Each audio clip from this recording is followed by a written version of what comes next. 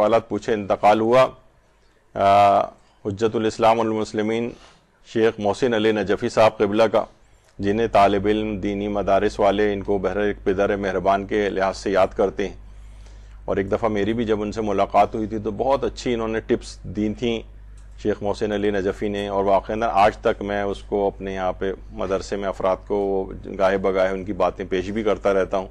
اور ایک تو بہرحال ان کی پوری زندگی ایک اخلاص کا ایک نمونہ تھی جو کہ بہت اب کم نظر آتا ہے. آج کل تو آپ کو پتہ ہے کہ ہم سب لوگ زیادہ تر وہ سیلفیوں والے اور شہرت والے اس طرح کی چیزوں کے، یہ ان سے بالکل دور بھاگنے والی شخصیت تھی بے انتہا. ایک تو ان کے اندر بہرحال ابھی ریسنٹلی انتقال ہوئے، ایک حق بھی ہے ان کا کہ ان کی جو خصوصیات ہیں، یعنی لوگ علماء بھی کہتے ہیں کہ ظاہر اتنا بڑا جامعہ وہاں پر چلاتے تھے جامعۃ الکوثر، جتنے لاکھوں روپے تو کتنی بڑی تعداد میں صرف بجلی کے بل ہی سے ہی لوگ پریشان ہو جاتے تھے. کہہ رہے ہیں بعض اوقات آخری تاریخ قریب ہوتی تھی لیکن یہ اتنے متوکل رہتے تھے، ان کی خصوصیت توکل علی اللہ بہت تھی کہ اللہ کا کام ہے، وہی غیب سے اپنے جو ہے نا وہ چیزیں، اور کوئی نہ کوئی ایسی سبیل بن جاتی تھی کہ بہرحال یہ چیزیں ادا ہو جاتی تھی.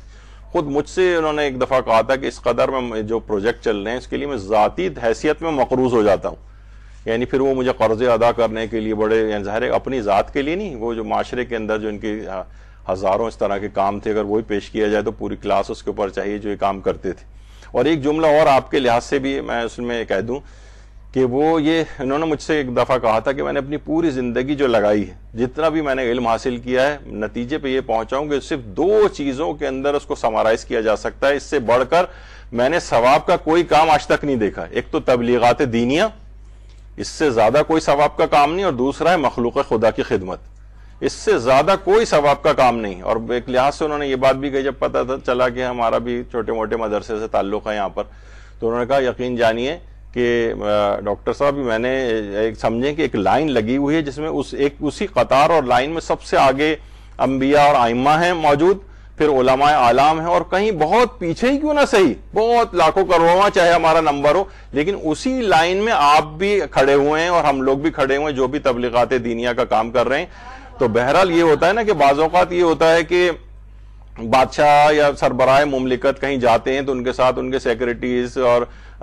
بہت سارے ملازمین وغیرہ بھی ہوتے ہیں، تو ان کو بھی وہی پروٹوکول ملتا ہے کیونکہ بہرحال وہ بھی اسی لائن میں بادشاہ اور یا حکمران کے ساتھ چل رہے ہوتے ہیں. تو کہنے لگے بہرحال یہ لائن اس طرح کی لائن ہے تبلیغات دینیہ کہ بہرحال چاہے بہت پیچھے ہی کیوں نہ صحیح، کہیں نہ کہیں اس قطار میں ہمارا بھی نمبر رہے گا. انسان کو کوشش کرنی چاہیے کہ دینی تبلیغ کے اندر اپنے آپ کو مصروف رکھے. تو بہرحال یہ اس طرح کی،